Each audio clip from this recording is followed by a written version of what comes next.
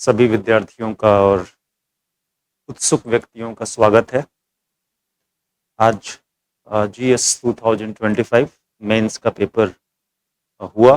उसमें एस्से के टॉपिक्स, एस्से का पेपर था आज, और उन्हीं विषयों पर सामान्य डिस्कशन करने के लिए कि उस एस्से के टॉपिक्स को मेन लाइन ऑफ थॉट क्या होता है और उस पर किधर हम लोग को एस्से को लेके जाना चाहिए था या जाना चाहिए, उस पर हम लोग एक छोटा सा डिस्कशन करने वाले हैं। उम्मीद है कि सभी ऐसे विद्यार्थियों को जिन्होंने ये पेपर आज दिया है या जो भविष्य में देने की मंशा रखते हैं, they will try to learn few things from this discussion. तो इसको शुरू करने से पहले हम लोग आज एस्से का जो पेपर आया है, पता ही होगा कि 2 पार्ट में आता है, ए और बी। दोनों में 4-4 क्वेश्चन होते हैं, 4-4 टॉपिक्स होते हैं, और हर एक कैंडिडेट को, जैसे यहाँ पे लिखा हुआ है, चूज करना पड़ता है, एक यहाँ से और एक यहाँ से। और यहाँ पे इंस्ट्रक्शन दिया गया है कि 1000 से 1200 शब्दों में, तो रफली 8 से 10 पन्नों में आपको एक एक एस्से लिखना है। 125 नंबर का एक एस्से है। आपको टोटल 3 घंटे मिलते हैं, तो 1.5 घंटे में लगभग एक एस्से को फ्रेम करना है, हाफ एन आवर में, और उसको लिख देना है। तो हम लोग तो यहाँ सारे एस्सेस को डिस्कस करेंगे, लेकिन जिन लोगों ने लिखा होगा उन लोगों ने किसी एक के ही एस्से पे अपना पूरा टाइम और पूरा स्ट्रेटजी लगाई होगी। तो हम लोग शुरू करेंगे एस्से नंबर 1, 2, 3, 4, सबको बारी बारी से देखने की कोशिश करेंगे कि मेन लाइन ऑफ थॉट इसका क्या हो सकता है और कैसे हम लोग इसको लेके जा सकते हैं। ठीक है, तो पहला एस्से का टॉपिक आप यहाँ देख सकते हैं, विच इज देयर, सत्य को कोई रंग नहीं लगता है, truth knows no colour. English वाला ही वर्जन पहले पढ़ना है और उसके बाद उसको समझने की कोशिश करना है हिंदी वाला पढ़ के। ट्रुथ नोज नो कलर हमारा एस्से का पहला टॉपिक है। ठीक है, तो यहाँ पे मैं एस्से का टॉपिक अलग से लिख देता हूँ।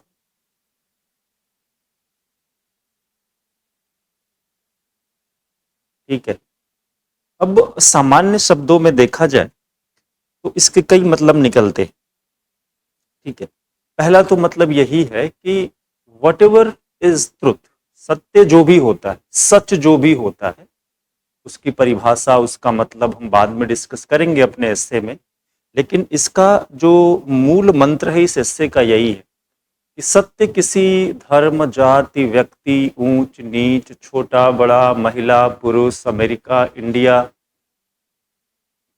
टाइम की सापेक्षता, संस्कृति की सापेक्षता, इन सब चीजों का मोहताज नहीं होता। Truth knows no colour, creed, race और टाइम और स्पेस और anything. So if something is true, it has to be true for all, it has to be true in all the times, and it has to be true for all the persons, all the persons. तो ये तो truth का जो definition है, truth no no colour, अब इसको हमको 8 से 10 पन्ने में लिखना है। तो इसको आयाम बनाने पड़ेंगे कि किस किस आयाम पे, और आयाम जब हम बनाएंगे ट्रुथ और कलर के बीच में रिलेशन बनाना पड़ेगा। तो सिर्फ ट्रुथ की परिभाषा पे तो कितना लिखेंगे, और सिर्फ कलर की परिभाषा पे कितना लिखेंगे। तो हमारा जो भी इस एस्से में लिखावट होगी, डायमेंशंस क्रिएट होगा, वो ट्रुथ और कलर के इंटर रिलेशनशिप पे होगा, इंटर रिलेशनशिप पे होगा, और उसी पे लेके एस्से को आगे चलना है। अब उदाहरण के तौर पे मैं इसको देता हूं कि जब इसका हम इंट्रोडक्शन लिखने जाएंगे कि truth knows no colour, intro part अगर हम लिखें, इंट्रो पार्ट लिखें, तो इसको लिखने के 3-4 तरीके हो सकते हैं। अचानक से विद्यार्थियों के मन में सब कुछ आ जाना संभव नहीं। तो ट्रुथ के किस डायमेंशन को लेके आप लिखना चाहते हैं इंट्रोडक्शन, इस पे डिपेंड करता है, इस पे डिपेंड करता है। ठीक है, तो अब इसमें आप कबीरदास के कुछ दोहे भी लिख सकते हैं। ठीक है, सांच बराबर तप नहीं, झूठ बराबर पाप, जाके हृदय सांच है ताके हृदय आप।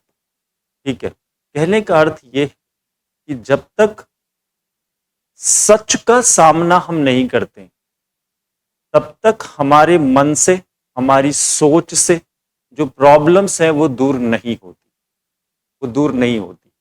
और सच का सामना करने का अर्थ यहाँ पे यही है कि आपको पूरी तरीके से अपने मानसिक द्वंद्वों को, मानसिक परेशानियों को, रूढ़िवादी विचारों को, गैर तार्किक सोच को, स्टीरियोटाइपिंग सोच को हटाना पड़ेगा।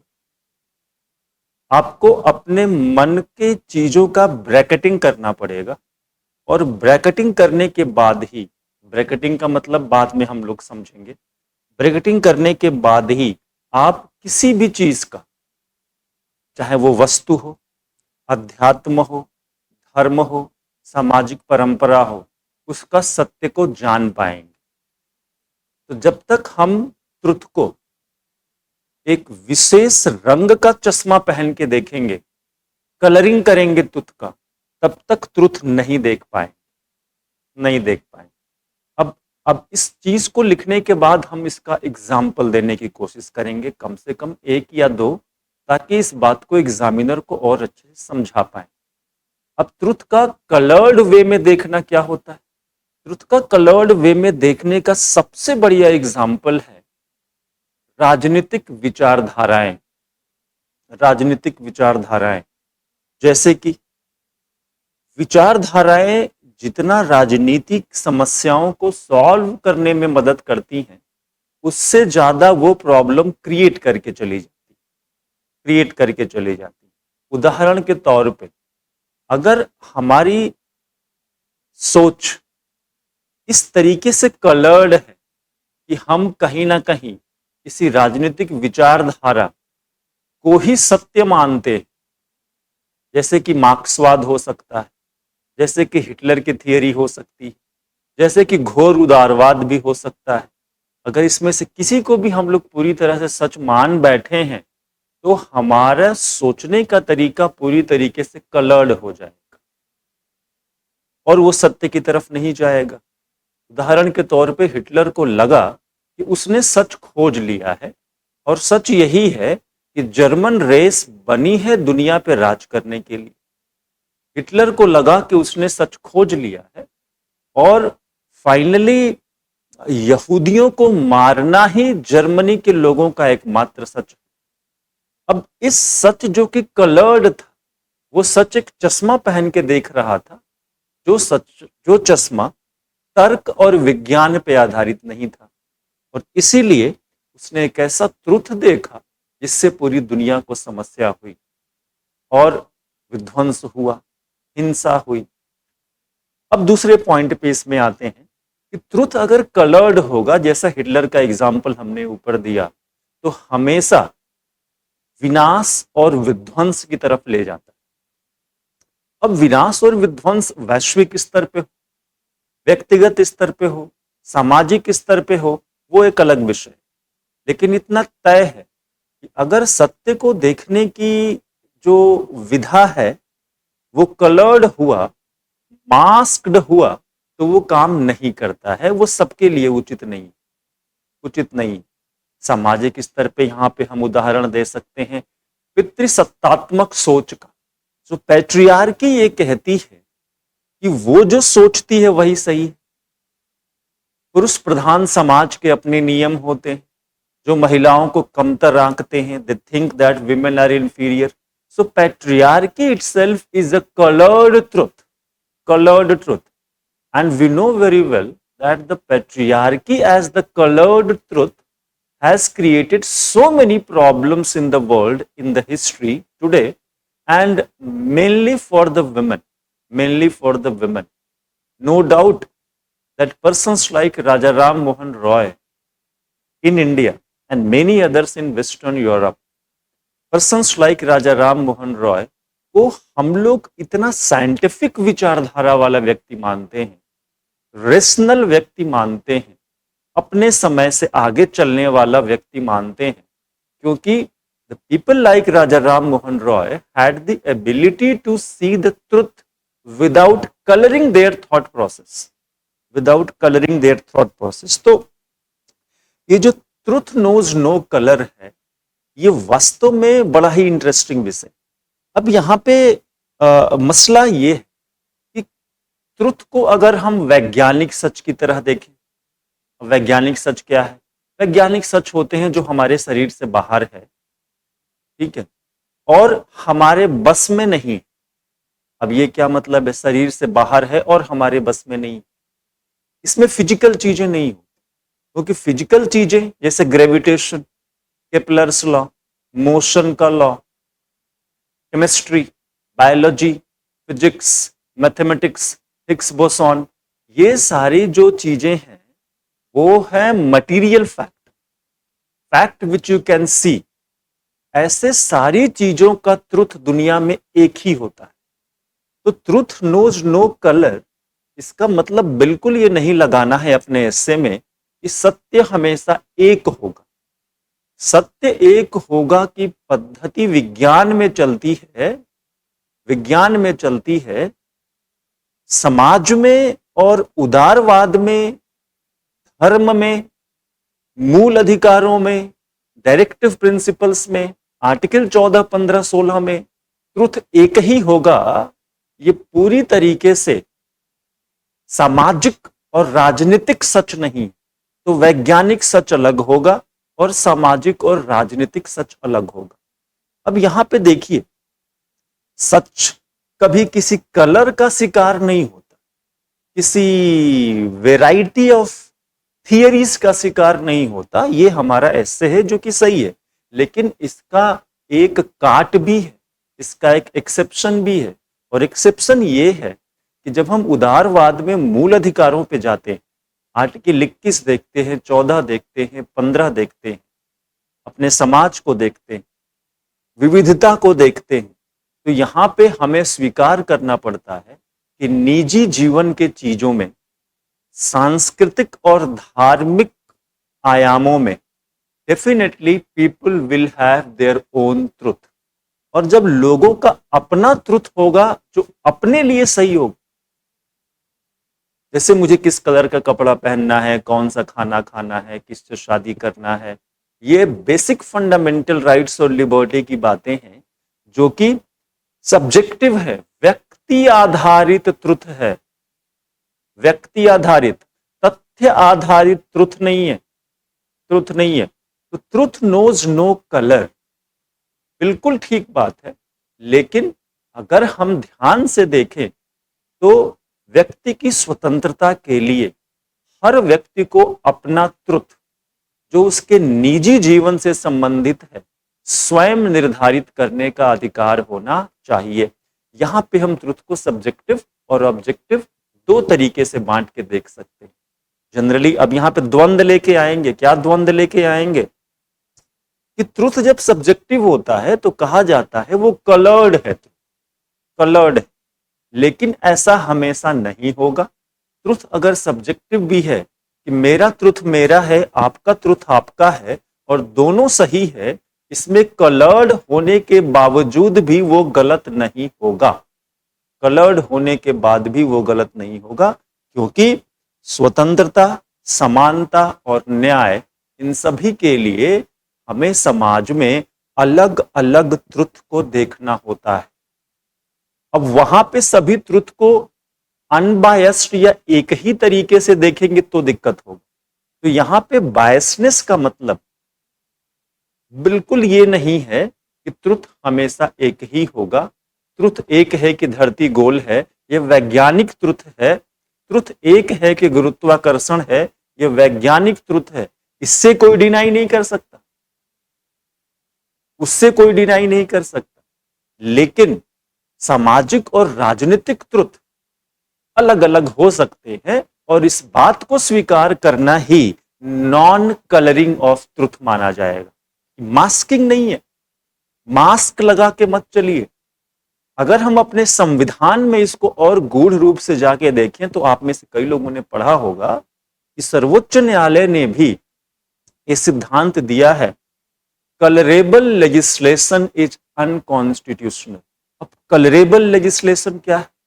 अब संवैधानिक रूप से अगर संसद या विधानसभा राज्यों की ऐसा कोई लॉ बनाती है जो बना ही नहीं सकती, लेकिन ऐसा लैंग्वेज क्रिएट करके दिखाने की कोशिश कर रही है कि ये मेरा ही पावर है लॉ बनाने का, जबकि उनका नहीं है, इसको कहते हैं कलरिंग या मास्किंग।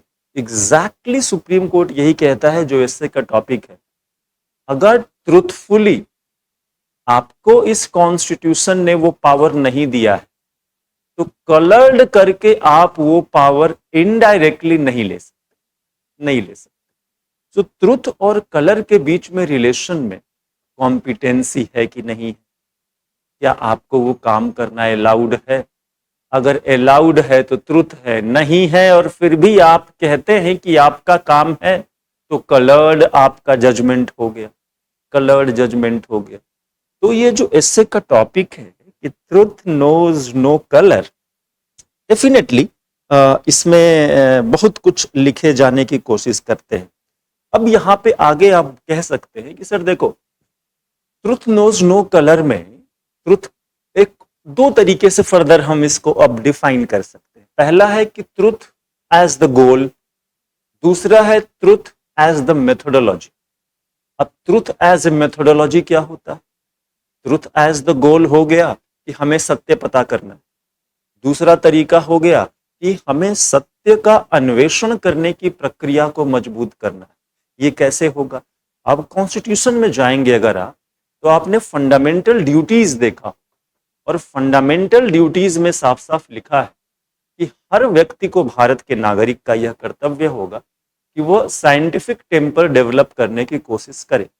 अब नाउ दिस साइंटिफिक टेम्पर को हम टेम्परामेंट से जोड़ते हैं, और temperament means the way you think, the way your entire personality is towards the other things. तो जो साइंटिफिक टेम्पर है वही ट्रुथ की खोज की तरफ ले जाने वाला एक विदाउट कलर, विदाउट स्टीरियोटाइपिंग वाला तरीका हमारे संविधान में दिया गया।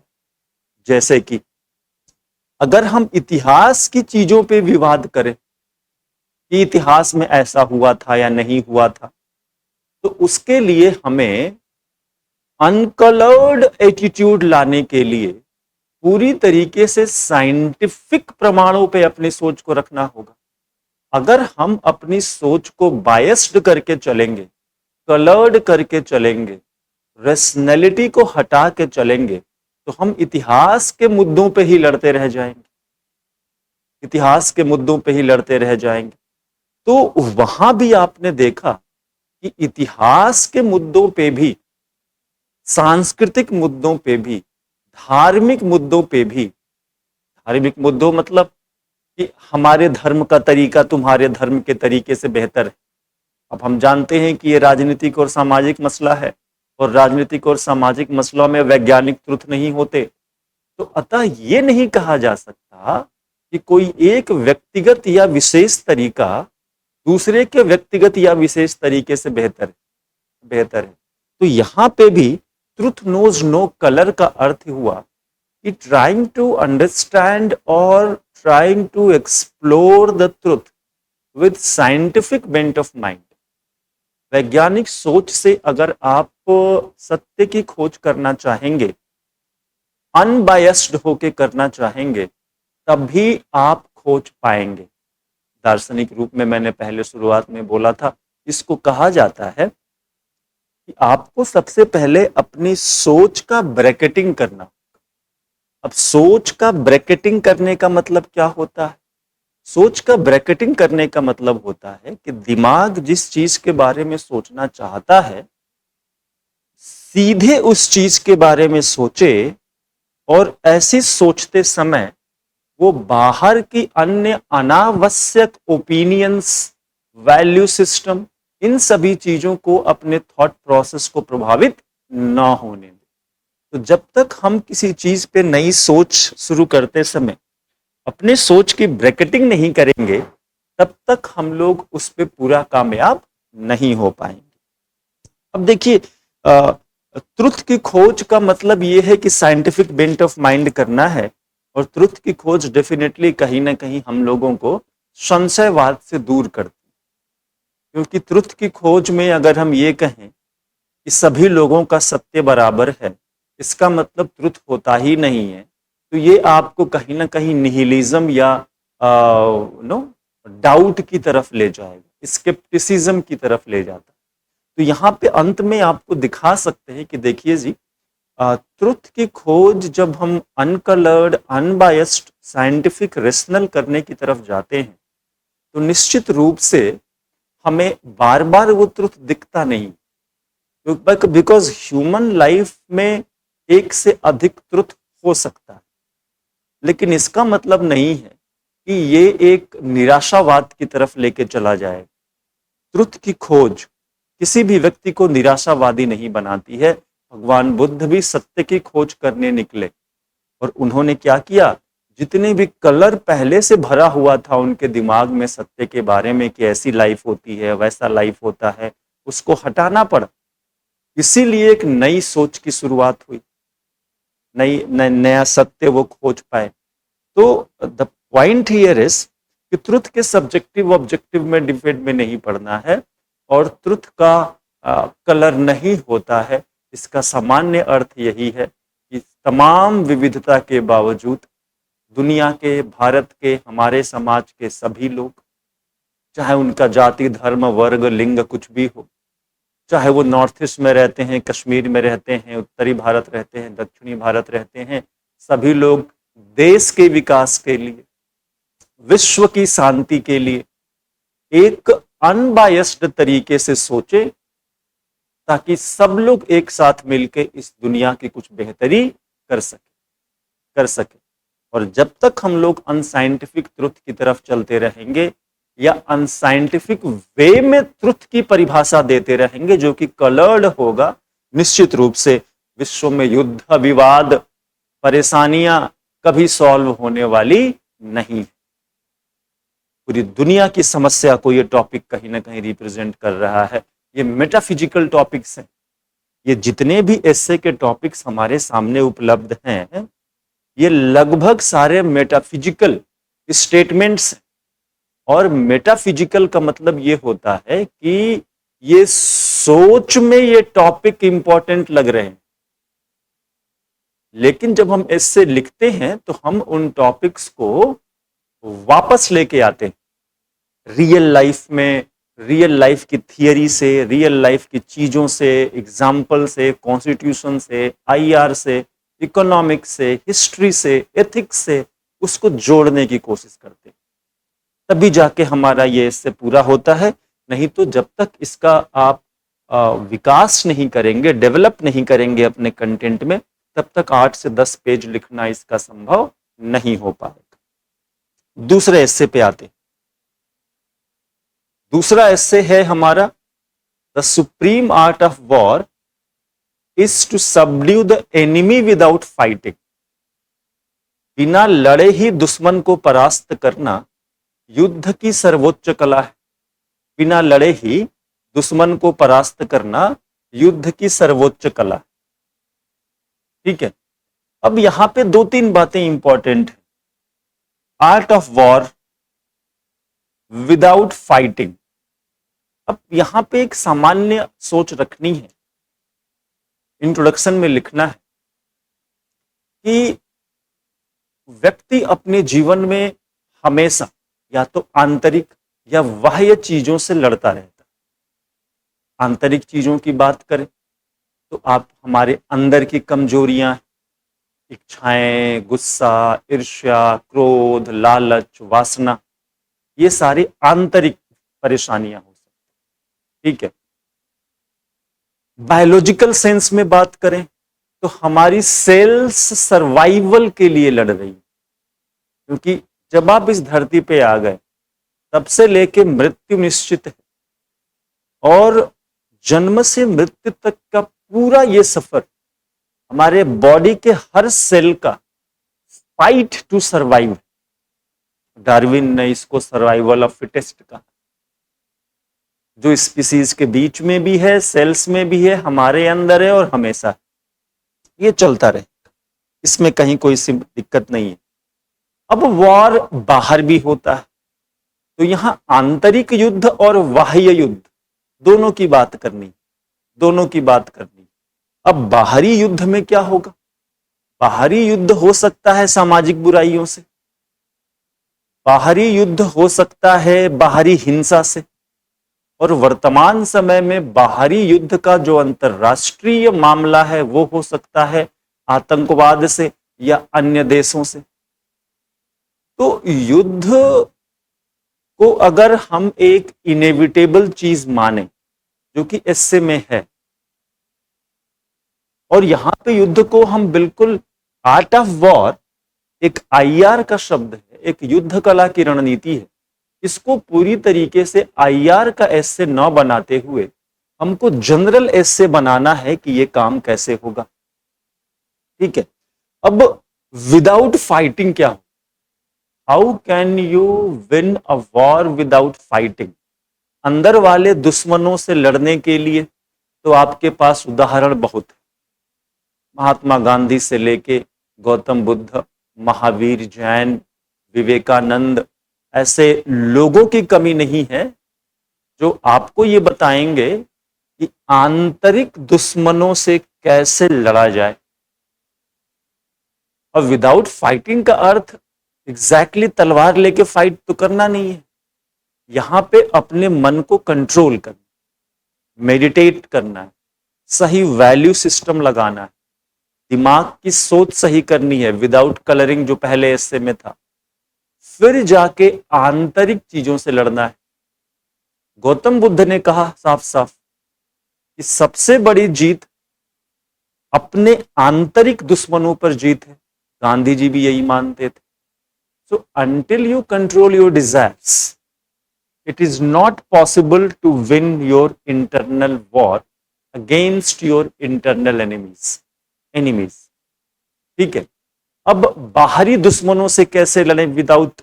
अब अगर हम वास्तविक युद्ध को अब यहां पे एक आध पेज एग्जांपल में ले लें, तो युद्ध बिना एक्चुअली फाइटिंग द वॉर जीतने का मतलब ये हुआ आईआर में थियरीज के हिसाब से, या तो हम अहिंसा की नीति से दुश्मन को हराएं, एक लाइन ऑफ थॉट ये। अब अहिंसा की नीति से दुश्मन को हराएंगे तो आपको गौतम बुद्ध से गांधी तक पूरा detailed line of thought India में अवेलेबल, उसमें सत्य, अहिंसा, सहनशीलता, तार्किकता, अपने सत्य पे टिके रहने की जिद, और हमेशा अपने दुश्मन के प्रति विनम्रता और उदार से पेश आने की जिद। All these things will be necessary. ये जो पहला तरीका है, winning the enemy, winning the war without fighting the war, तो ये तो पहला तरीका है। दूसरा तरीका है आईआर में winning the war without fighting the war is ideological war. अब आइडियोलॉजिकल वॉर में आपको नैरेटिव क्रिएट करना होता है, आपको एक विचारधारा क्रिएट करनी होती है, एक विचार क्रिएट करना होता है जो कि इतना आकर्षक हो, इतना फायदेमंद हो कि बाकी लोग जो कि शायद आपके दुश्मन हैं वो भी उस विचारधारा को मान के आपके दोस्त बन जाते। इसमें अशोक सम्राट अशोक की नीति है, धम्म नीति, और धम्म नीति के बारे में कहा ही जाता है, winning the war not with the sword but with the dhamma, with the dhamma. तो तलवार तो नहीं चली, वायलेंस नहीं हुआ, लेकिन जीत तो मिली, जीत तो मिली। तो अगर आप एक विचार देते हैं दुनिया को, जीसस क्राइस्ट ने विचार दिए, महात्मा गांधी ने विचार दिए, मदर टेरेसा ने विचार दिए, तो अगर आप एक विचार देते हैं दुनिया को जिससे दुनिया मानती है, तो निश्चित रूप से बहुत तरीके के बाहरी जो युद्ध है उनको शायद बिना फाइटिंग के खत्म किया जा सकता है। इस बिना फाइटिंग के वॉर खत्म करने के लिए हमारे पास अंतरराष्ट्रीय राजनीति में कुछ प्रयासों के उदाहरण। यहां पे आप लिखेंगे वुडरो विल्सन का एग्जाम्पल, कि कैसे वुडरो विल्सन ने प्रथम विश्व युद्ध के बाद बिना युद्ध लड़े ही अगले युद्ध को रोका जाए, इसके लिए लीग ऑफ नेशंस बनाया।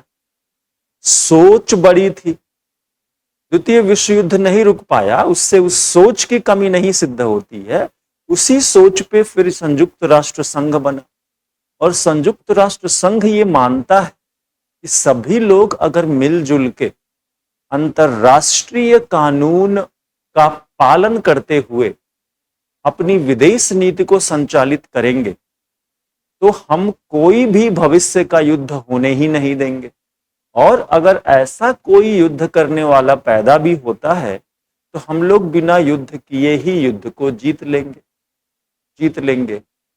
तो वुडरो विल्सन का जो आदर्शवादी इंटरनेशनल रिलेशंस का थियरी है वो भी उसमें से एक आता है। तीसरा तरीका आईआर में बिना युद्ध के युद्ध जीतने का, डिटरेंस थियरी की बात। अब डिटरेंस थियरी किस प्रकार से होती है? डिटरेंस का मतलब होता है बहुत कुछ, लेकिन कुल मिला के अगर हम ऐसा कर दें कि सामने वाला युद्ध लड़ने की हिम्मत ही ना करे तो युद्ध कभी होगा ही नहीं। और आप अप्रत्यक्ष रूप से ये कह सकते हैं कि आप बिना युद्ध लड़े ही युद्ध जीत चुके हैं। ठीक है, तो आध्यात्मिक रूप से भी इनको देखना है। आप अंगुलीमाल डाकू और गौतम बुद्ध का देखिए, युद्ध लड़े बिना ही युद्ध जीत जाना, यानी कि power of moral persuasion, spiritual power, ये बहुत बड़ी चीज है। उनसे भी बहुत बड़े बड़े युद्ध देखे गए हैं, जीते गए हैं। और अगर दुश्मन आमादा है हिंसा पे तो भी पॉसिबल है, आपको कन्विक्शन के साथ लिखना है कि बिना युद्ध के ही अगर दुश्मन को परास्त किया जाए तो ही युद्ध की सर्वश्रेष्ठ कला है। और ऐसा क्यों है? अरे जान माल का नुकसान नहीं होगा।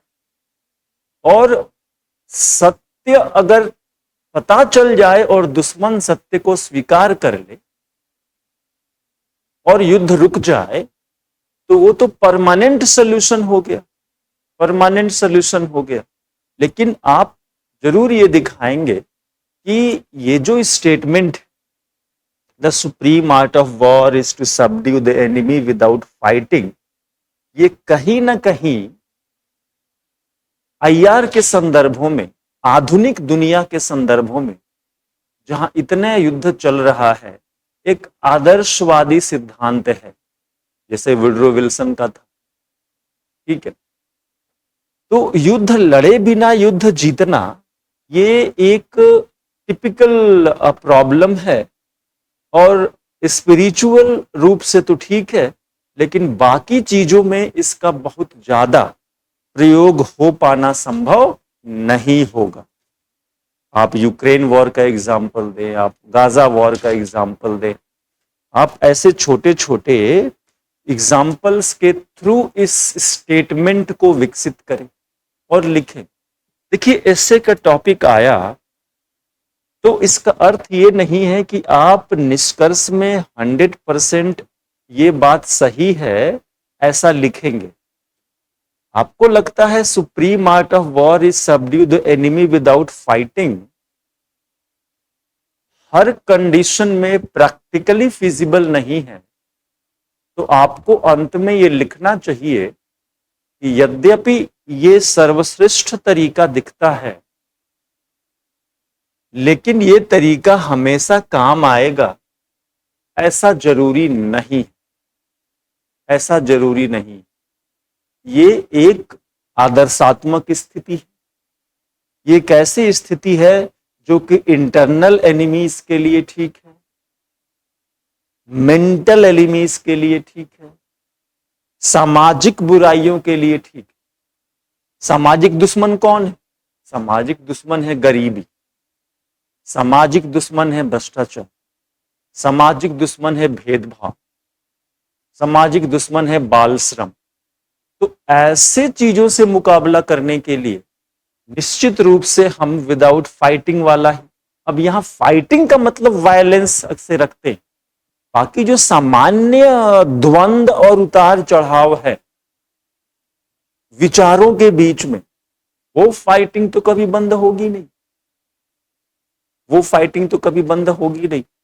इसलिए the supreme art of war is to subdue the enemy without fighting के सामाजिक पहलू, अंतरराष्ट्रीय पहलू, ऐतिहासिक पहलू, ठीक है, स्पिरिचुअल आध्यात्मिक दिखाना है, और कैसे ये चीज हो सकता है और किस हद तक ये सही है, इसको लिखने की कोशिश वहां करना है। इसमें एक ही दिक्कत स्टूडेंट्स को होगी कि जिन लोगों को ये अचानक से लगेगा कि ये टोटली आईआर का टॉपिक है, तो हो सकता है कि वो ऐसी गलती कर दें कि इसको पूरा का पूरा आईआर का थियरी बना के उत्तर लिख दे, जो कि बहुत उचित बात नहीं है।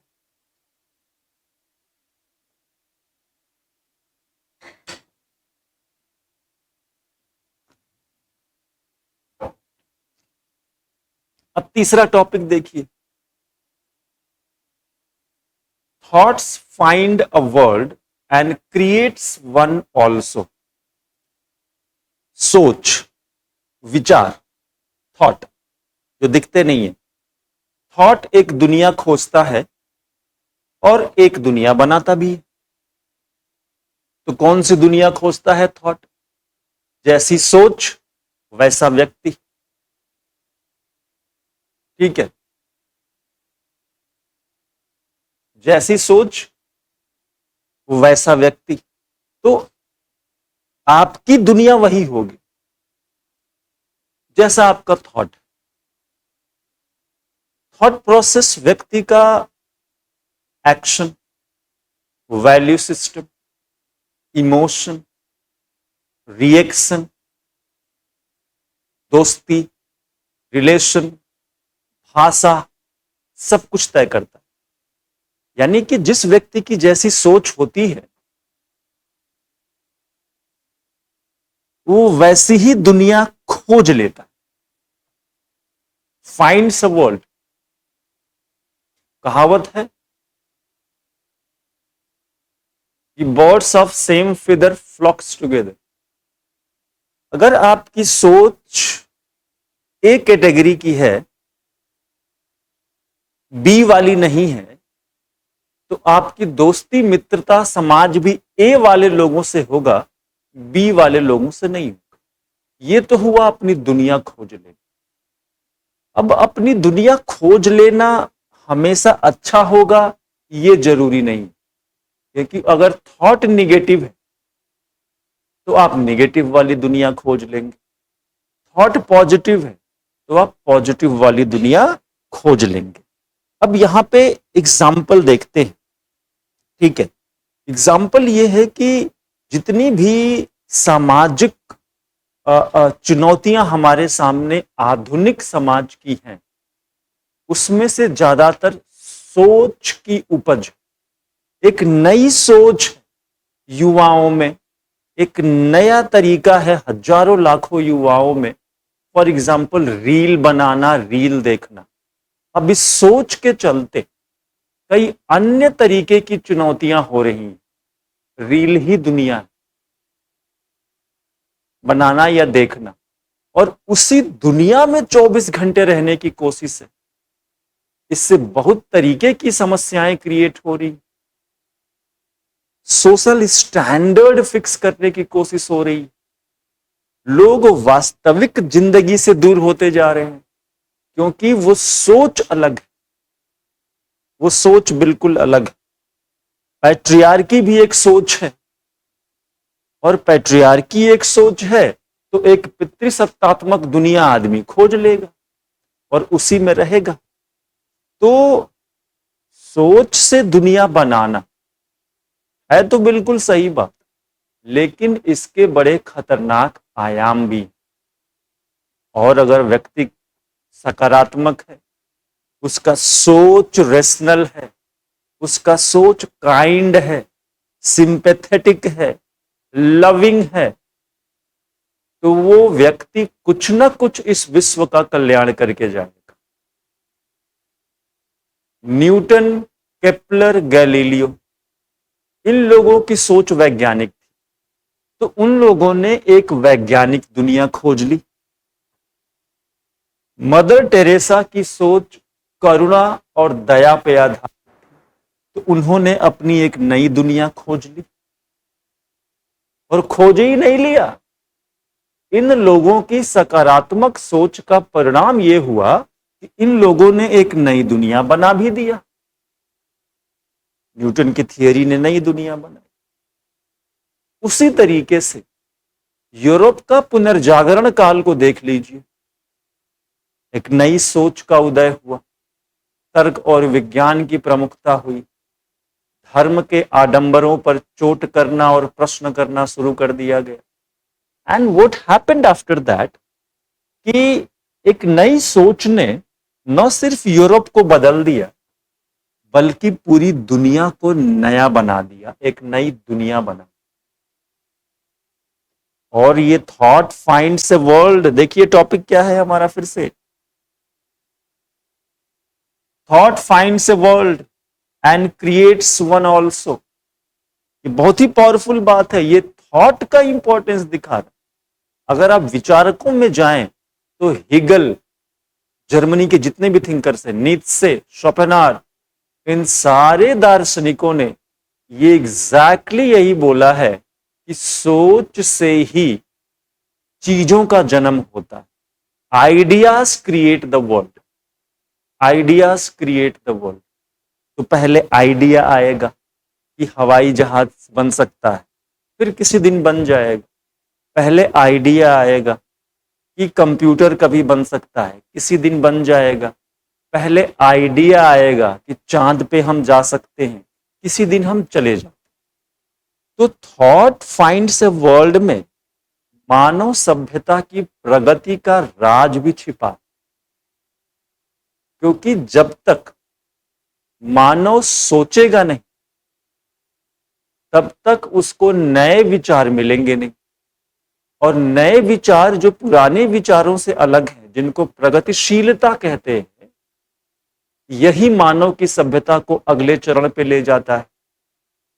तो निश्चित रूप से सोचने की क्षमता, थिंक करने की क्षमता, थॉट्स को रखने की क्षमता इंसान को जानवरों से अलग भी बना देती। ये न सिर्फ हमें तार्किक बनाती है, बल्कि कल्पनाशील भी बनाती, सृजनकार भी बनाती। तो हम क्रिएटिव हो जाते, इमेजिनेटिव हो जाते, और मानव होने का जो असली परिणाम है तभी देखने को मिलता है जब हमारे थॉट प्रोसेस पॉजिटिव, क्रिएटिव और इमेजिनेटिव। एक कल्पना करने वाला व्यक्ति जो सिर्फ विचारशील है और विचार में बैठे बैठे कुछ कल्पना कर रहा है, तो जैसे कि आप कह सकते हैं साहित्यिक दृष्टि से कि कल्पना कोई पानी का बुलबुला नहीं। अगर आपके कल्पना के विचार में धार हो और मेहनत करके वैज्ञानिक तरीके से उस कल्पना को साकार करने की जिजीविषा हो, तो निश्चित रूप से आप कल्पना को तलवार की तरह प्रयोग करके आप इस संसार को बदल सकते, बदल सकते।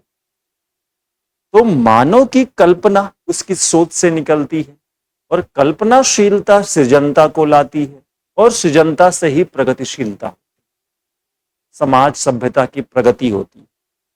ठीक है, तो इसमें कहीं दिक्कत ही नहीं है कि इस चीज को करना है। अब इसकी समस्या क्या है? समस्या एक कि थॉट से एक नई दुनिया बनती है, तो यहां पे हमें ध्यान देना होगा कि हमारे थॉट एंटी कॉस्मिक लॉ नहीं। एंटी कॉस्मिक लॉ का मतलब यह हुआ कि हमारे थॉट दुनिया के विरुद्ध ना चले।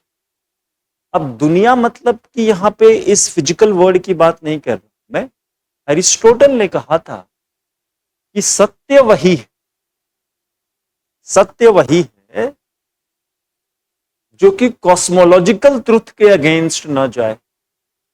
दुनिया चल रही है, लोग जी रहे हैं, मर रहे हैं, सबको प्रगति करना है, सबको मिलजुल के हारमोनी से रहना है। डार्विन की थ्योरी के हिसाब से सेल्स भी प्रोग्रेस करना चाहती हैं। मानव का भी उदय शायद मानव की प्रगति से ही जुड़ा हुआ है।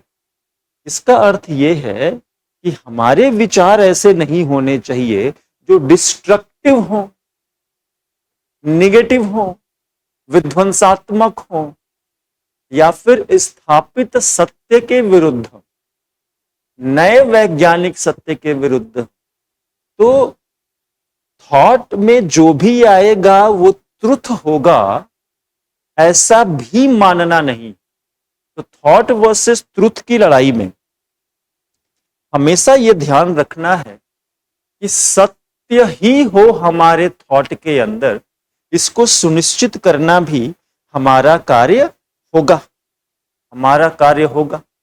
तो जिसकी जैसी सोच, जिसकी जैसी सोच उसकी वैसी दुनिया। तो सोच हमारी सही हो और कॉस्मिक लॉ के अगेंस्ट ना हो, ब्रह्मांडीय नियमों के अगेंस्ट ना हो, एथिक्स के अगेंस्ट ना हो, यह भी सुनिश्चित करना एक बहुत ही महत्वपूर्ण विषय हमेशा से रहा है। ठीक है, उदाहरण के तौर पे इतना दिया, डॉक्टर अब्दुल कलाम हमारे पूर्व राष्ट्रपति की सोच देखिए, सोच से ही वो आज तक भारत के युवाओं के दिल में राज करते। बोले क्या वो, खुलती आंखों से, खुली आंखों से सपना देखो।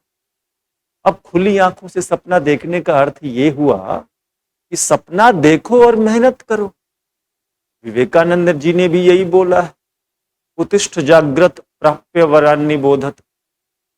जब तक आप लक्ष्य ना मिले तब तक चलते रहो, उठो, जागो, काम करो, और इतना काम करो कि जो तुम्हारा सोच है वो पूरी तरीके से साकार हो जाए, साकार हो जाए। तो सोच एक दुनिया खोज लेती है और एक दुनिया बना देती है। ये इतना रेलिवेंट टॉपिक है जो आपको हर जगह देखने को मिलेगा, हर जगह देखने को मिलेगा। ये समस्या भी है क्योंकि दुनिया में भांति भांति की सोच है। ट्रंप की सोच देखिए, अब ट्रंप की सोच नई दुनिया खोजने की और बनाने की है। कितना सही है कितना गलत वो तो वक्त बताएगा, लेकिन निश्चित रूप से इसको वैज्ञानिक तथ्य या सही सोच नहीं बना सकते, नहीं सोच सकते। उसी तरह सोच पाकिस्तान की भी है विदेश नीति में कि आतंकवाद ही एकमात्र तरीका है कश्मीर ले लेने का। अब ये सोच है, सोच गलत होने से कोई आत्महत्या कर लेता है, उसको लगता है कि अब कोई और सॉल्यूशन नहीं। सोच होने से कोई मर्डर कर देता है, उसको लगता है एकमात्र तरीका यही है। तो डेफिनेटली सोच एक नई दुनिया को लाता है। अब इसमें एक अलग आयाम लिखेंगे कि सोच बनता किस बात से, तो कम से कम दो तीन चीजों का उल्लेख आप जरूर करेंगे कि अगर सोच व्यक्ति और समाज के निर्माण में इतना निर्णायक है, इतना इंपॉर्टेंट है, तो डेफिनेटली फिर सोच आती है आसपास के भौतिकता के माहौल से। आपने कितना अनुभव और एक्सपोजर अपनी जिंदगी में लिया है, पढ़ाई लिखाई का स्तर क्या है, समाज में टेक्नोलॉजी का स्तर क्या है, समाज में धन का स्तर क्या है, उससे सोच बदलती।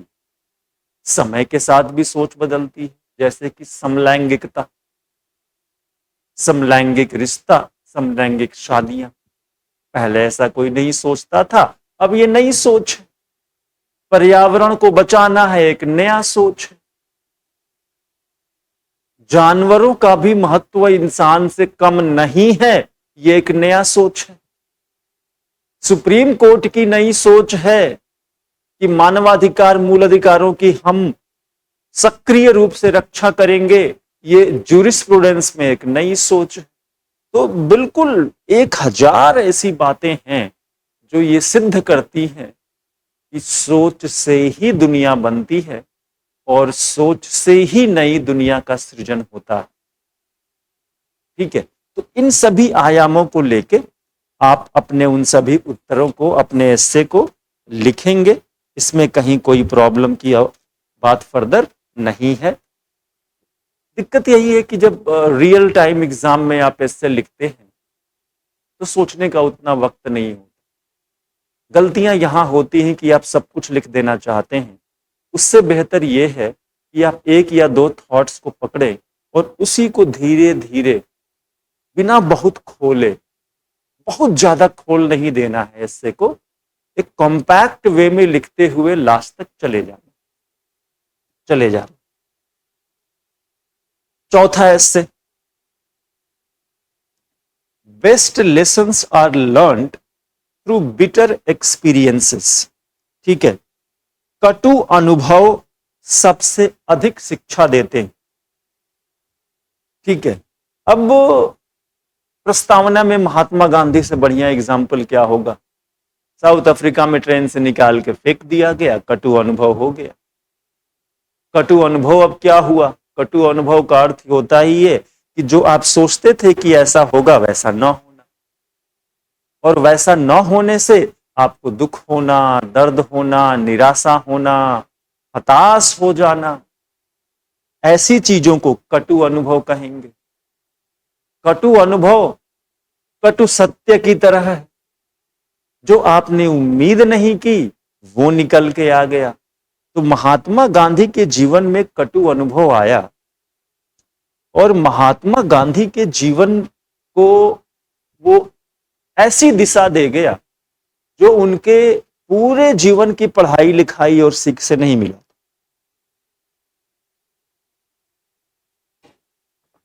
सीख से नहीं मिला। तो इसमें तो कोई डाउट है ही नहीं कि कटु अनुभव से व्यक्ति को जितनी जल्दी सीखने को मिलता है उतना सकारात्मक अनुभवों से नहीं मिलता। ठीक है, नहीं मिलता, क्योंकि कटु अनुभव शॉक वैल्यू रखते हैं साइकोलॉजिकली। साइकोलॉजी में, मनोविज्ञान में कहा जाता है कि जिन अनुभवों से हमें दुख मिलता है, दर्द मिलता है, वो हमारी मेमोरी में मोटी स्याही से लिखे गए। इसीलिए सुखद अनुभव आदमी भूल जाता है, दुखद अनुभव लंबे समय तक याद रहता है।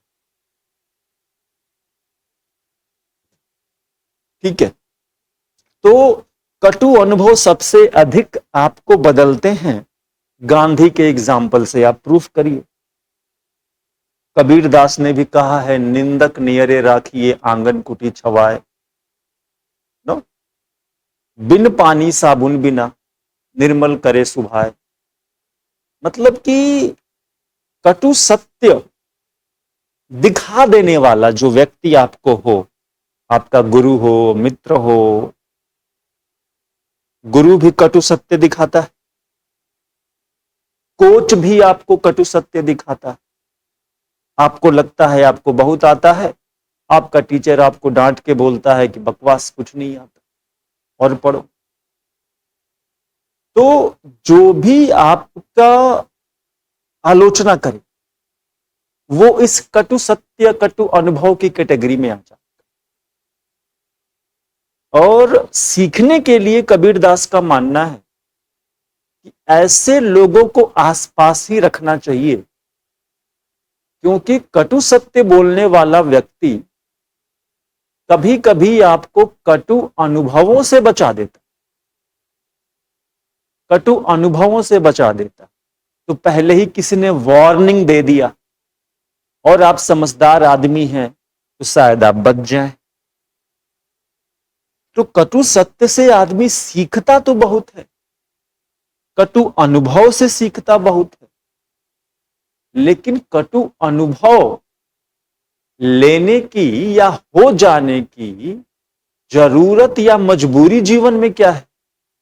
क्या ऐसा जीवन संभव नहीं है? क्वेश्चन मार्क लिखिए अपने एस्से में, क्या ऐसा जीवन संभव नहीं है? Do we need bitter experiences in life? Can't we live the life without the bitter experiences? Why the hell this is the word of wisdom, that the bitter experience makes us more, wise, more wise. So यहां पे अब आपको जीवन की uncertainty को दिखाना पड़ेगा कि लाइफ में 100% एक्सपेक्टेशन से आप नहीं चल सकते, नहीं चल सकते। अगेन गौतम बुद्ध की लाइफ परफेक्ट एग्जाम्पल है। जब तक उनको राजमहल में छिपा के रखा गया, बाहर की दुनिया नहीं दिखाई गई, लाइफ सर्टेन थी, हर फिक्स चीज वो देखते थे। लेकिन जिस दिन उन्होंने लाइफ की अनसर्टेन चीजों को देखा, लाइफ के केओस को देखा, उनको एक चीज समझ में आ गया, लाइफ में निश्चितता नहीं, और निश्चितता क्यों नहीं है इसकी खोज करने वो निकल गए। तो वो बिटर एक्सपीरियंस था उनका भी, महात्मा गांधी की तरह, और दुनिया बदल के रख दी, विजडम आ गया। तो जरूरी नहीं है कि हमेशा बिटर एक्सपीरियंस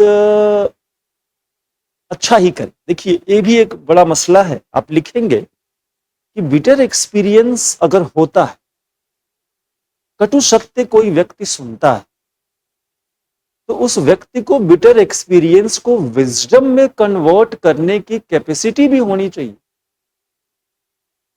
कई बार ऐसा होता है कि कटु अनुभवों से व्यक्ति इतना निराश हो जाए कि वो जीवन से हार जाए।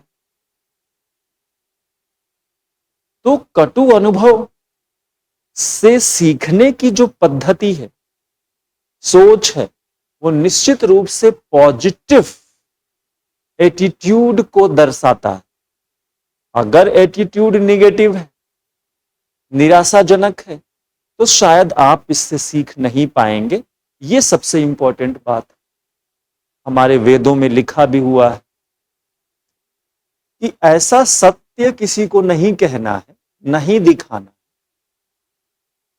जो उसको अप्रिय लगे, अप्रिय लगे। तो और ऐसा झूठ भी नहीं बोलना है जो प्रिय हो। यावत ब्रुवेत सत्यम ब्रुवेत, अप्रियम सत्यम ना ब्रुवेत। तो अर्थ यही है कि अगर आप खुद समझदार हैं, तो जीवन के कटु अनुभवों से आप सीखेंगे। लेकिन दूसरों को सिखाने के लिए कितना कटु सत्य किसी को बोला जाए, यह भी अपने आप में एक समझदारी का मसला होना चाहिए। बिटर एक्सपीरियंसेस से होता क्या, क्यों हम वाइज बन जाते हैं? गांधी क्यों बन गए, बुद्धा क्यों बन गए? फेल्योर्स हमें सक्सेस की तरफ मोटिवेट करते, अगर आप पॉजिटिव हैं तो इसके पीछे पूरा का पूरा जो संबंध आप दिखाएंगे इससे में, वो होगा 2-4 पॉइंट्स के इर्द गिर्द। एग्जाम्पल के साथ आप लिख दीजिए। सबसे पहले इंट्रोस्पेक्शन अर्थात आत्मावलोकन।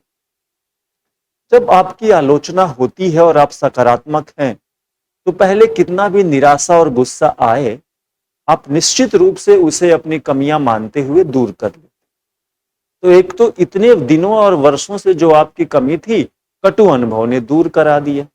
दूसरी चीज, आपको मोटिवेशन मिलता है, मोटिवेशन मिलता है कि नहीं, इस चीज को ऐसे की बजाय ऐसे किया जाए तो सफलता मिल जाएगी। तो आप क्या करते हैं कि दूसरी बार उस चीज को करने के लिए स्वतंत्र या फिर से तैयार हो जाते हैं। तीसरी चीज इससे ये मिलती है कटु सत्य से सीखने को कि फेल्योर तो होगा। लाइफ का मतलब ही है कि फेल्योर होगा और उठते रहना है, चलते रहना है, सीखते रहना है। लाइफ सीखने का नाम। तो बिजनेस फेल्योर होगा, मैरिज फेल्योर हो सकता है, एग्जाम फेल्योर हो सकता है। ये कटु अनुभव। इन सभी कटु अनुभवों से एक चीज सीखने को मिलती है कि असफलता को पचाया कैसे जाए, उनसे आगे निकला कैसा जाए। ये सारी चीजें डेफिनेटली हमें आगे बढ़ने में मदद करती हैं। कुछ घटनाएं भी जो बहुत बड़ी वैश्विक स्तर की कटु अनुभव वाली हैं, उन्होंने भी दुनिया बदल दिया है। जैसे कोविड-19, ये कटु अनुभव था। लॉकडाउन, अभी जीवित सभी लोगों के लिए जो लॉकडाउन में रहे, उनके लिए जीवन में पहली बार था, टफ था, सिखा के गया। द्वितीय विश्व युद्ध का विध्वंस सिखा के गया। गोरे और काले लोगों के बीच में भेदभाव, खासतौर से अमेरिका में रंग भेद और साउथ अफ्रीका में रंग भेद की नीति, कटु अनुभव से सिखा के गया, सिखा के गया। तो कटु अनुभवों ने व्यक्ति को बदला है, समाज को बदला है, दुनिया को बदला है। लेकिन ध्यान रखना है, कटु अनुभवों से सीख भी वही पाता है जो कि सकारात्मक और साहसी हो और हमेशा नित निरंतर प्रयास करने की कोशिश करता रहे, तभी वो आप सीख पाओगे। ठीक है, चलिए अब अगले टॉपिक पे चलते हैं। अब सेक्शन बी है हमारे पास, और सेक्शन बी का पहला टॉपिक है muddy water is best cleared by living it alone. Muddy water is best cleared by living it alone. अब ये किधर ले जाएं, इस एस्से को बहुत कम लोगों ने एक्चुअली लिखा होगा, ये मेरा मानना है। क्योंकि सोचें तो ये आपको कोई दिशा नहीं दे रहा। ये एक फिलोसोफर का स्टेटमेंट है, एलन वॉट, और इस स्टेटमेंट का प्रयोग किया गया है मेंटल कैओस के लिए, कि अगर आपके दिमाग में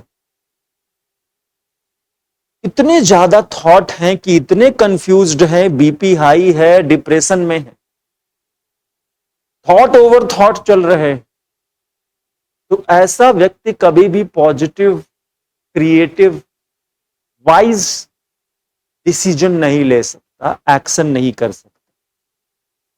तो जैसे पानी में रेत घोल के छोड़ दिया जाए और जब तक चम्मच चलाते रहोगे पानी में और चाहोगे कि पानी क्लियर हो जाए, नहीं होगा। आपको उस पानी को शांत छोड़ना होगा, फिर रेत अपने आप नीचे बैठेगी और आपको क्लैरिटी से पता चलेगा। तो क्या हो गया, मतलब कि जब मानसिक द्वंद्व हो, विचार में दुविधा हो, निराशा हो, अवसाद हो, गुस्सा हो, कुछ ऐसी बातें, तो सबसे पहला काम करना है कि चुपचाप शांति से बैठना है, आंख बंद करना है और अपने थॉट प्रोसेस को कंट्रोल करके अकेले छोड़ देना। जब तक आप मेडिटेशन से अपने थॉट प्रोसेस को क्लियर नहीं करेंगे, निगेटिव रैंडमनेस, कैओस थियरी को, कैओस थियरी भी है, कैओस को खत्म करने के लिए एक नई सोच नहीं लाएंगे, जो कि मेडिटेशन से होगा, साइलेंट बैठने से होगा, तब तक आप नया काम नहीं कर पाए। मडी वाटर क्लीन तभी होगा जब आप उसको अकेला छोड़ दें, शांत कर दें। बिना विजडम के पॉजिटिव एक्शन कैसे होगा? और मडी वाटर इस एस्से में लैक ऑफ विजडम को दिखा रहा है, लैक ऑफ विजडम को दिखा रहा है। तो ये तभी होगा जब आप अपने इस अवस्था को समझें, शांत करें और नई सोच के साथ आगे बढ़े।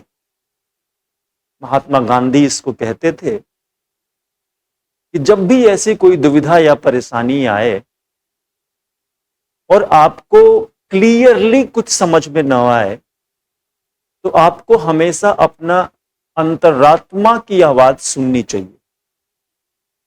वॉइस ऑफ इनर कॉन्साइंस को जब आप सुनेंगे तो जितने भी ऐसे संघर्ष और दुविधाएं और मडी वाटर है वो खत्म हो जाएगा। दूसरा तरीका जो मडी वाटर, अंदर का मडी वाटर खत्म करने का है, वो परपेचुअल बुद्धिज्म जैनिज्म वाला तरीका, कि जब तक आप अपनी इच्छाओं को सीमित नहीं करेंगे या अंततः समाप्त नहीं करेंगे, तब तक ये मडी वाटर नहीं होगा, खत्म, क्लियर नहीं होगा। और इच्छाओं को समाप्त करने के लिए आपको क्या करना होगा? इच्छाओं को समाप्त करने के लिए आपको अकेले बैठना होगा, सोचना होगा, सेल्फ कंट्रोल लाना होगा। क्योंकि मडी वाटर ऑफ थॉट को जोड़ के देखिए, अगर ऐसी परिस्थिति में कोई इंसान फंसा है, वैज्ञानिक हो, टीचर हो, ड्राइवर हो, प्रधानमंत्री हो, डॉक्टर हो, डॉक्टर ऑपरेशन करने जा रहा है, उसके दिमाग में 100 सोच है, ये करें कि वो करें, नहीं कर सकता ऑपरेशन, ये दवाई दें कि वो दवाई दें, नहीं कर सकता ऑपरेशन। आपको शांत होकर सोचना पड़ेगा। और इससे क्या निकलेगा? इंसान जब तक अपने थॉट के मडी वाटर को क्लियर नहीं करेगा, तब तक उसका इस दुनिया में पॉजिटिव कंट्रीब्यूशन नहीं हो सकता। अब इंसान का सकारात्मक कंट्रीब्यूशन तो बनता है भाई, बिना सकारात्मक कंट्रीब्यूशन के कैसे होगा? तो ये जो मडी वाटर वाला टॉपिक है वो डेफिनेटली समझना पहली बार में मुश्किल होगा, लेकिन यहां मडी वाटर को जोड़ना है थॉट प्रोसेस से, थॉट के केओस से। आप इसको दुनिया के केओस में भी दिखा सकते हैं फिर वो, लेकिन वो खुल जाएगा, और ऐसा खुलेगा टॉपिक कि आप पकड़ नहीं पाएंगे, बंद नहीं कर पाएंगे। केओस थियरी मैंने पहले ही बोला था कि होता है, होता है, ठीक है। तो मडी वाटर को क्लियर करने से आपको बहुत सारी चीजें समझ में आती, और यही पूरा एस्से का इसका लाग लपेट था, और इसको इसमें इसी तरीके से इसको करने की कोशिश करनी थी। ये टोटली पॉजिटिव है, इसका कोई एक्सेप्शन नहीं। जैसे हमने बोला कि ऊपर वाले कुछ हिस्से में जैसे ट्रुथ नोज नो कलर, बिल्कुल ठीक बात है, बट ट्रुथ क्या है इसकी लड़ाई बहुत बड़ी। लेकिन muddy water is best cleared by living it alone का एक्सेप्शन नहीं है, बिल्कुल सही बात। पॉजिटिव एनर्जी, पॉजिटिव थॉट जब तक नहीं आएगा, कंफ्यूजन रहेगा, दिक्कत रहेगी, डाउट्स रहेंगे, गुस्सा रहेगा, फजीनेस रहेगा, तब तक आप कुछ नया काम नहीं कर पाएंगे। और इसके लिए आपको अपने मन को शांत करना होगा, और मन को शांत करने को ही living it alone, meditation, spiritualism, positive energy, positive contribution, wise action, इन सब चीजों से जोड़ के देखना होगा।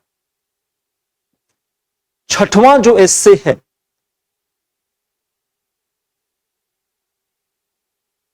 वो है the years teach much which the days never know. अब ईयर और वर्ष में क्या रिलेशन? ईयर्स और डे में, ईयर्स लंबा होता है, डे छोटा होता है। डे में 24 घंटे, यानी कि एक डे में एक दिन, एक वर्ष में 365 दिन। ये मैथमेटिकली नहीं देखना है, लिखना है। कहने का अर्थ ये है कि वर्षों तक जो अनुभव लिया जाता है, लंबे समय तक जो ज्ञान आता है, वो एक दिन की उपलब्धि या एक दिन के ज्ञान से काफी बेहतर होता है। ठीक है, काफी बेहतर होता है। ये कोटेशन बहुत फेमस है, रैल्फ वाल्डो इमर्सन का कोटेशन।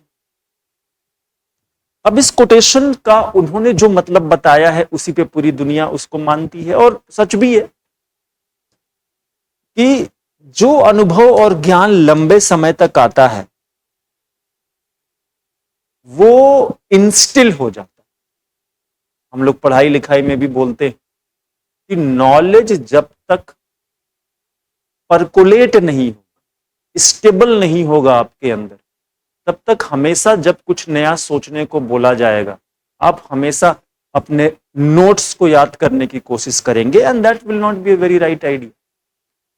तो जब लंबे समय तक किसी चीज को करते हैं तो उससे जो अनुभव और ज्ञान आता है वो स्थायी होता है, सारी त्रुटियों को वो समझता है, और जो सबसे बड़ी बात ये होती है कि वो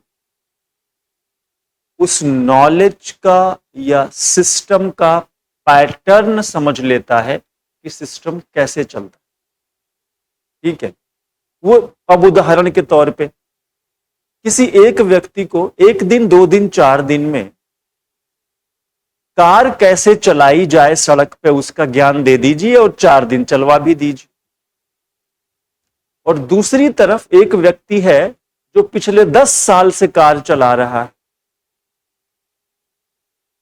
उन दोनों व्यक्तियों के कार चलाने के ज्ञान और अनुभव में जो अंतर है वही ये टॉपिक है कि वर्ष बहुत कुछ सिखाते हैं जो दिन कहीं नहीं, कभी नहीं जानते, जो दिन कभी नहीं जानते।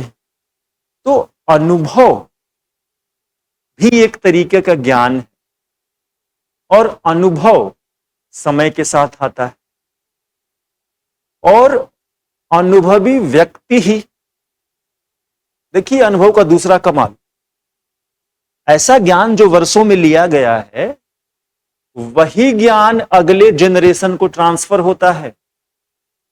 एक दिन का ज्ञान ट्रांसफर नहीं होता, अनुभवी व्यक्ति ही कोच बनता है, कोच बनता है।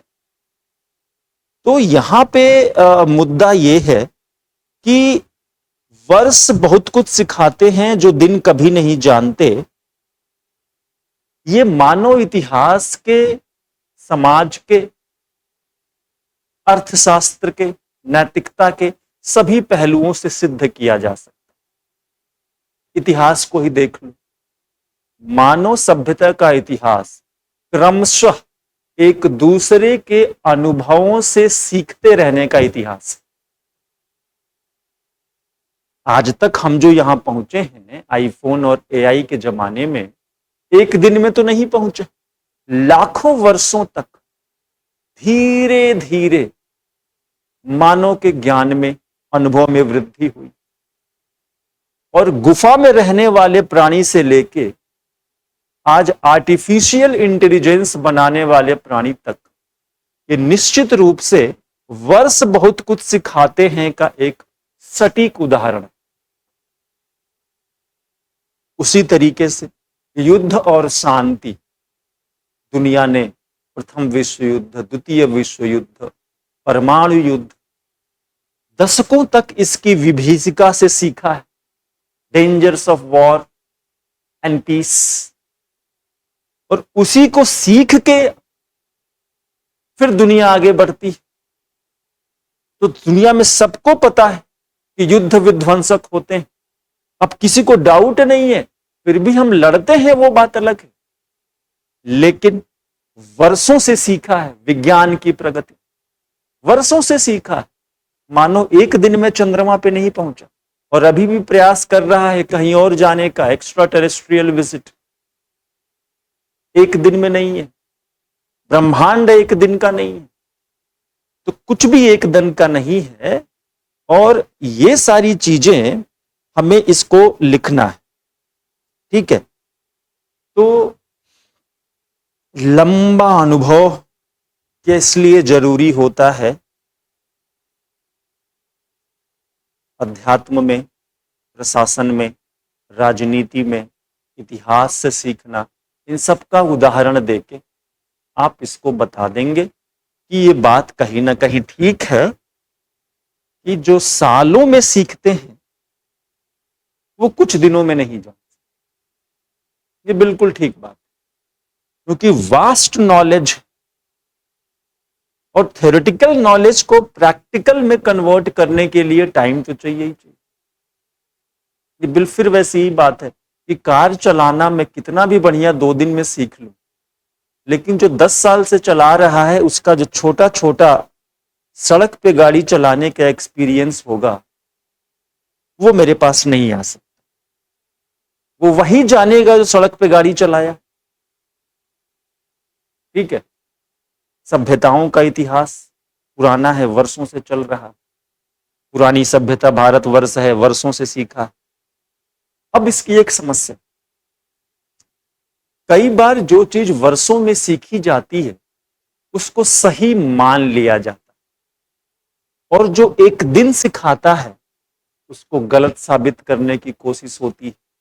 यहां पे एक समस्या बस हो सकती है कि हो सकता है कि कोई नई चीज आई हो अचानक, और वो नई चीज हमारे जो पुराना ज्ञान है वर्षों का उसको बदलने की मांग कर रही हो, उसको चुनौती दे रही। अब यहां पे वर्षों का ज्ञान बहुत कुछ सिखाया है तो सही होगा, ऐसे रूढ़िवादिता में नहीं फंसना। रूढ़िवादिता में नहीं फंसना। ठीक है, तो महिलाओं की समाज में भूमिका, परिवार में भूमिका क्या होगी, ये वर्षों से जो चला आ रहा है आज तो नहीं होता और होना भी नहीं चाहिए। इसलिए अचानक जो नई प्रगति का परिवर्तन है वो वर्षों के अनुभव पे अगर सही नहीं है तो उसको सही मानने की कोई आवश्यकता नहीं है। अंततः हमें प्रगतिशील होना है, बौद्धिक होना है। लंबे अनुभव का कोई काट नहीं है, लेकिन लंबा अनुभव हमेशा सही होगा और उचित ज्ञान देगा। ये 100% भी मान के प्रगति के पथ पे हम नहीं चल सकते। नई नई चीजें आती रहती, कुछ ना कुछ सिखाती रहती, सीखते जाना है और अपने उस पुराने ज्ञान में उसको जोड़ते जाना, जोड़ते जाना। ठीक है, अगला टॉपिक पे चलते हैं। 7वां टॉपिक, जीवन को यात्रा के रूप में देखना सर्वोत्तम है, न कि गंतव्य के रूप में। बहुत पुरानी लाइन है। ठीक है, ये भी राल्फ वाल्डो इमर्सन की लाइन मानी जाती है। Life is journey not destination. इसको लिखना इतना मुश्किल नहीं होगा, मुझे लगता है काफी लोगों ने इसे चूज किया होगा। ठीक है, ये किसका कहना है कि देखो लाइफ लॉन्ग लर्निंग होती है, लाइफ एक प्रोसेस है। एक सफलता या एक असफलता से लाइफ की सार्थकता या निरर्थकता सिद्ध नहीं होती, नहीं होती। इसलिए लाइफ के चैलेंजेस को देखते हुए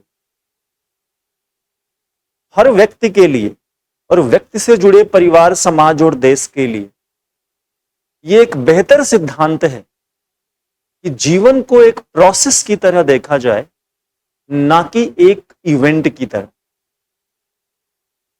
लाइफ की सफलता असफलता की परिभाषा पूरे जीवन को देख के लगाया जाए, न कि एक एग्जाम निकाल के या एक कार खरीद के या एक घर खरीदने से। तो लाइफ जो जो देती है उसको लेते जाना, नई चीजें करते जाना, आगे बढ़ते जाना, समस्याओं को सुलझाते जाना, निश्चित रूप से लाइफ की एक यात्रा है।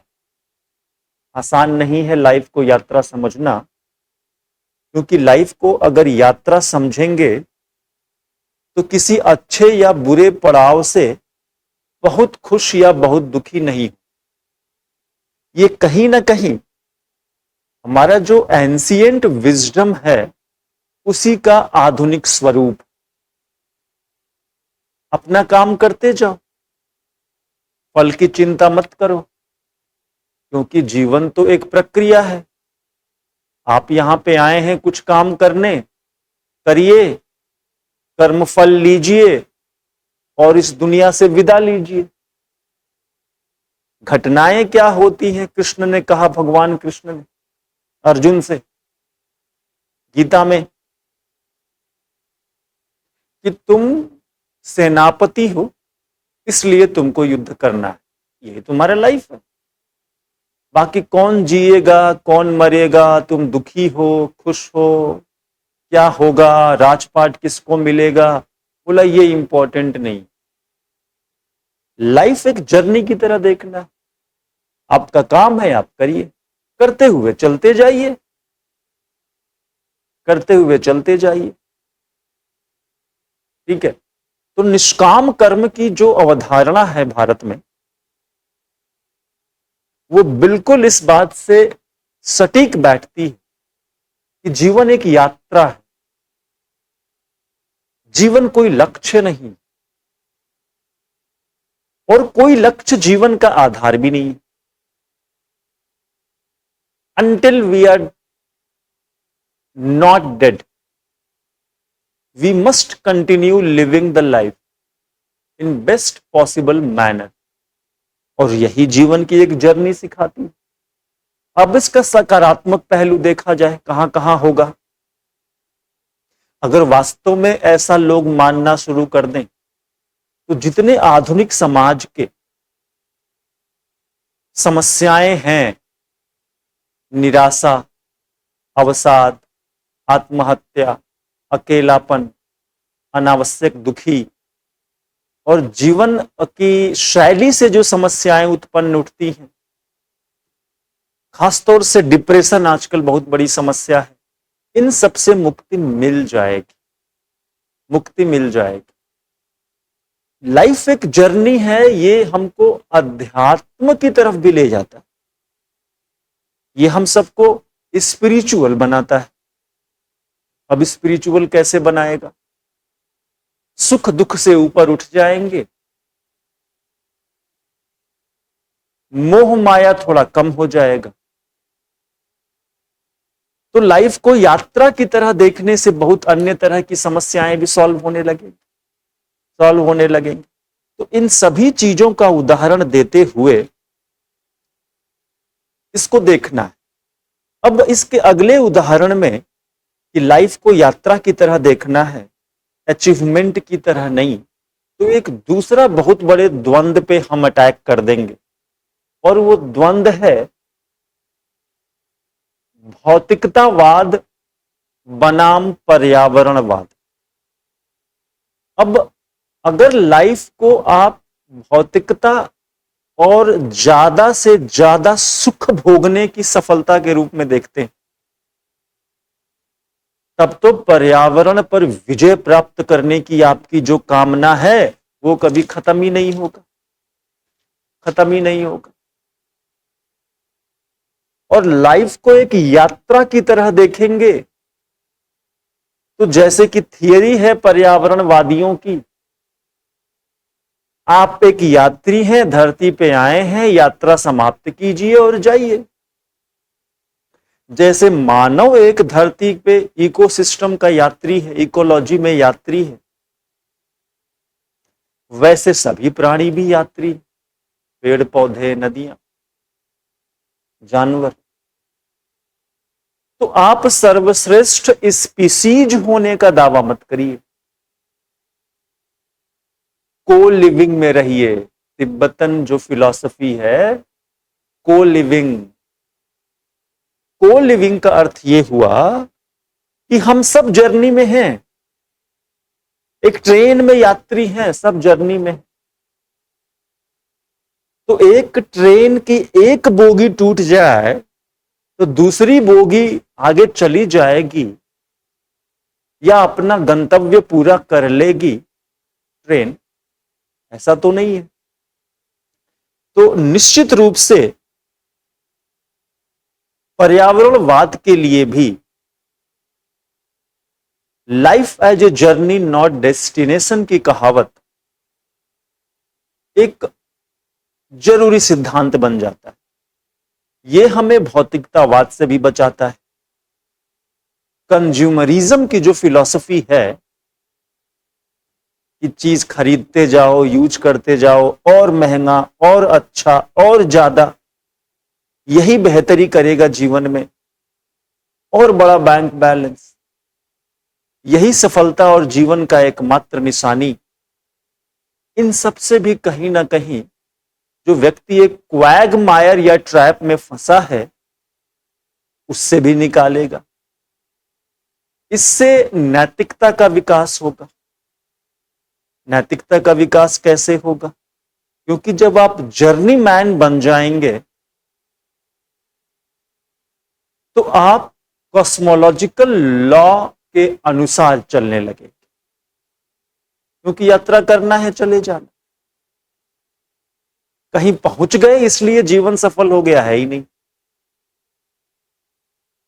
जो छोटे छोटे मानवीय जीवन के कार्य हैं, करते जाने। इंसान है, हाथ पैर है, दिमाग है, काम करिए, मेहनत करिए, पैसे कमाइए। दुर्घटनाएं हो सकती हैं, सुखद और दुखद दोनों हो सकती हैं। इन सबों के साथ जीते हुए चले जाइए। तो लाइफ एज ए जर्नी में हमें हमेशा एक आशावादिता रहती है। अगला आयाम पे हम लोग आ गए। आशावादिता का अर्थ यह है कि लाइफ अगर जर्नी है और एक स्टेशन आ गया लाइफ में, उस जर्नी में, उस यात्रा में, और वो स्टेशन सफल नहीं रहा, तो स्वयं को दोष देने की बजाय, जमाने को दोष देने की बजाय, माता पिता को दोष देने की बजाय, आप जर्नी कंटिन्यू करिए। हो सकता है अगला स्टेशन सुखद हो, नहीं भी हो तो चूंकि ये यात्रा खत्म नहीं होगी, इसीलिए कम से कम आप पॉजिटिव तो बने रहेंगे, आशावादिता बनी रहेगी।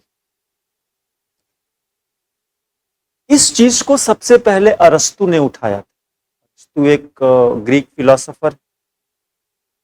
अरस्तु ने कहा था कि मानव को अगर अपने बेस्ट पोटेंशियल को रियलाइज करना है, बेस्ट क्षमता के अनुसार एक्सेलेंस हासिल करना है, तो इंसान को यही कोशिश करनी चाहिए कि हर दिन वो कुछ नया कोशिश करता रहे करने की, जो अब तक उसने किया नहीं। अब देखिए, जो अब तक आपने किया नहीं है वो करने की कोशिश करते रहना जीवन को यात्रा के रूप में डाल देता, यात्रा के रूप में डाल देता। So life is a journey. अब जर्नी है किस बात की? अपनी क्षमताओं का अधिकतम विकास करने का। क्षमताओं का अधिकतम विकास क्या है? अधिकतम तो कुछ होता ही नहीं है। करते जाओ, करते जाओ, चलते जाओ, करते जाओ। यही सबसे बड़ा मानव का कर्तव्य है। और अरिस्टोटल ने एथिक्स का डेफिनेशन जब दिया, नैतिकता की परिभाषा बनाई, तो उसने यही नैतिकता की परिभाषा भी नहीं। ऐसा हर कार्य जो मुझे अपने गोल की तरफ, गोल खत्म नहीं होगा, यात्रा वाला गोल है, जर्नी है, ले जाए, कुछ नया करने को ले जाए और आगे करने को पुश करे, लेकिन दुनिया और कॉस्मिक लॉ के अगेंस्ट नहीं जाएगा, मर्डर करके आगे नहीं जाना है, तो ही वो नैतिकता माना जाएगा। So everything which helps me in getting closer to my potentials, maximum potentials, shall be considered ethical in nature. तो कॉस्मोलॉजिकल एथिक्स और पर्सनल एथिक्स में अंतर नहीं रह जाएगा। अगर लाइफ को जर्नी मानेंगे तो कॉस्मोलॉजिकल एथिक्स और पर्सनल एथिक्स में अंतर नहीं रह जाएगा।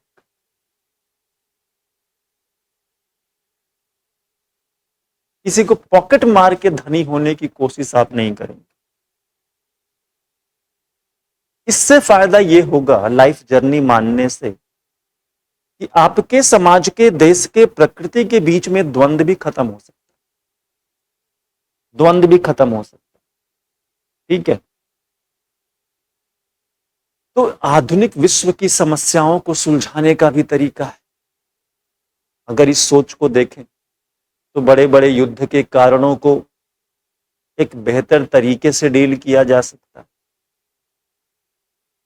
तो इन सभी चीजों को देखिए, कर क्या रहे हैं हम लोग कि सारे इन मेटाफिजिकल स्टेटमेंट्स को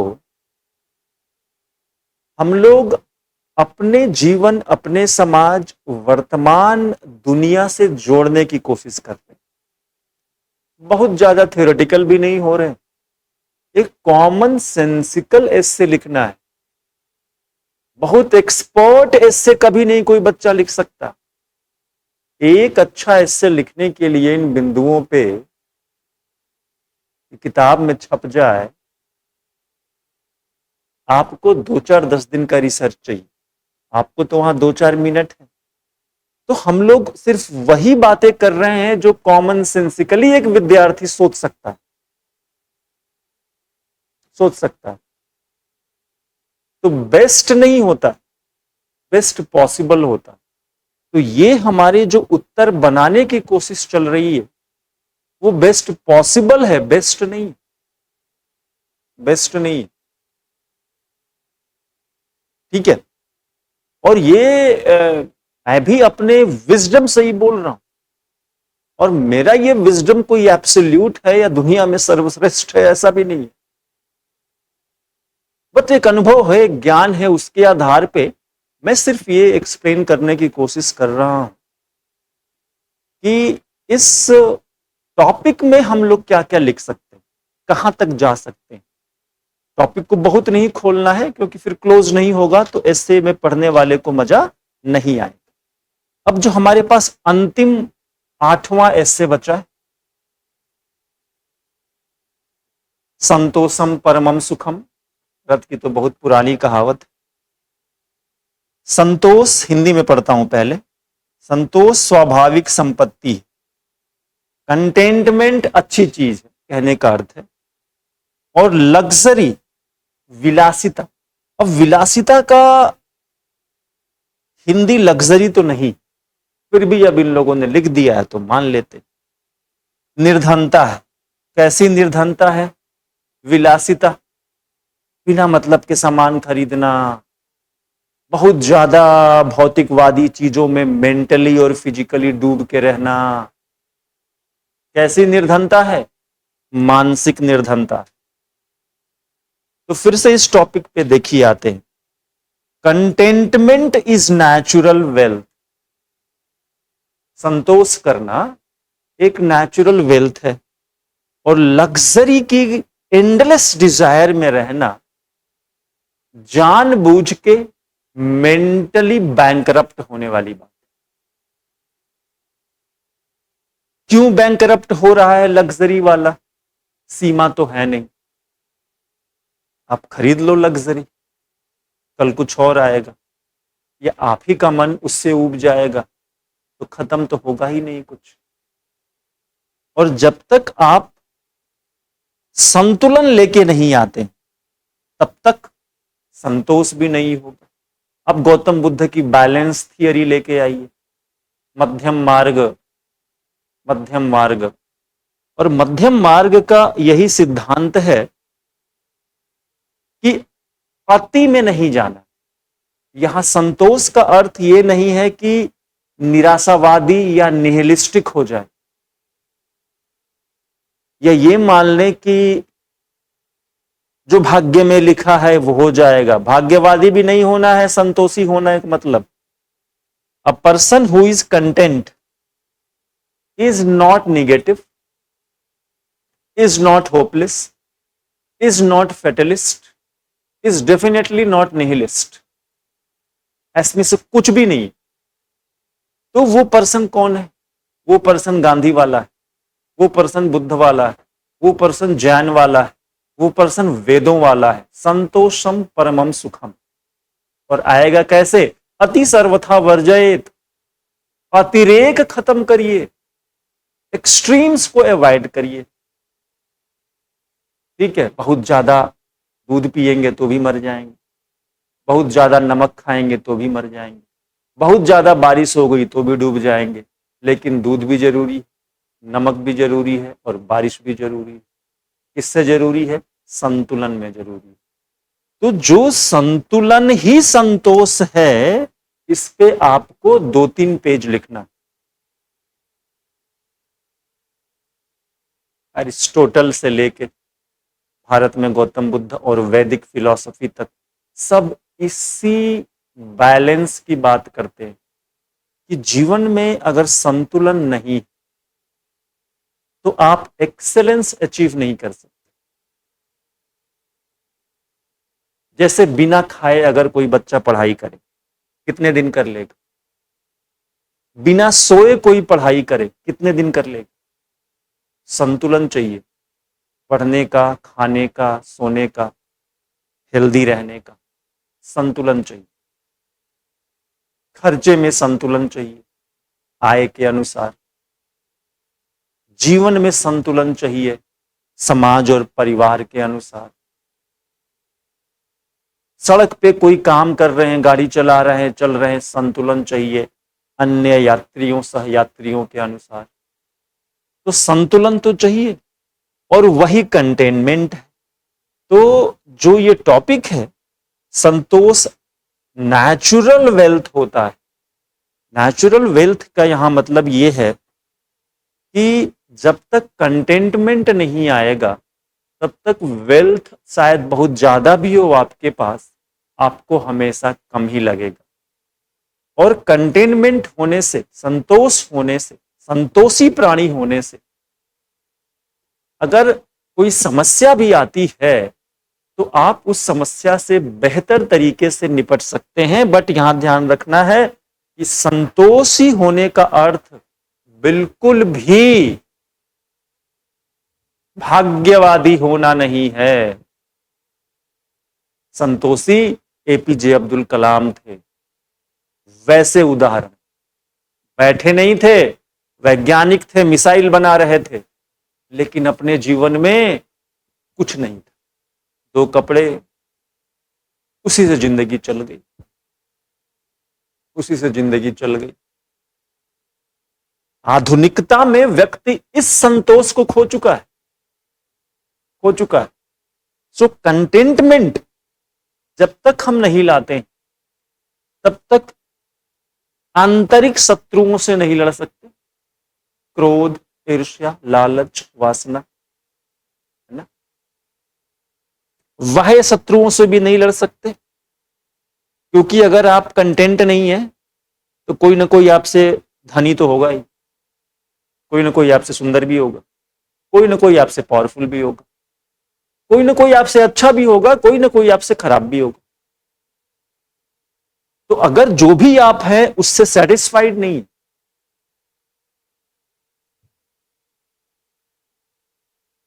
तो आप खुश न रह सकते हैं, न खुश रख सकते हैं। खुद भी खराब होंगे, समाज, परिवार, देश भी खराब होगा।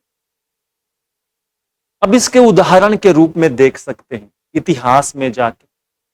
आज देख लेते कि कौन कौन आईआर में ऐसी घटनाएं चल रही हैं या हुई हैं, कंटेंटमेंट नहीं है। ठीक है, हिटलर को कंटेंटमेंट नहीं था, उसको पूरी दुनिया चाहिए थी। किसी और देश को दूसरा देश का एरिया चाहिए, किसी और देश को दूसरे देश पे आतंकवादी हमला कराना है, उसको भी संतोष नहीं है, शांति है। तो नाम लेने की जरूरत नहीं है, सब समझ रहे हैं। ठीक है, तो कंटेंटमेंट अगर लैक करता है तो definitely it will lead to chaos and disaster, chaos and disaster. Contentment cooperation increase करेगा, कंटेंटमेंट पीस इंक्रीज करेगा, कंटेंटमेंट म्यूचुअल अंडरस्टैंडिंग इंक्रीज करता है। और जो लग्जरी है यहां पे दूसरा जो पार्ट है, पर्यावरण को नुकसान, ईर्ष्या, जलन से युद्ध, हिंसा और बीपी तक का बढ़ना, अवसाद में रहना,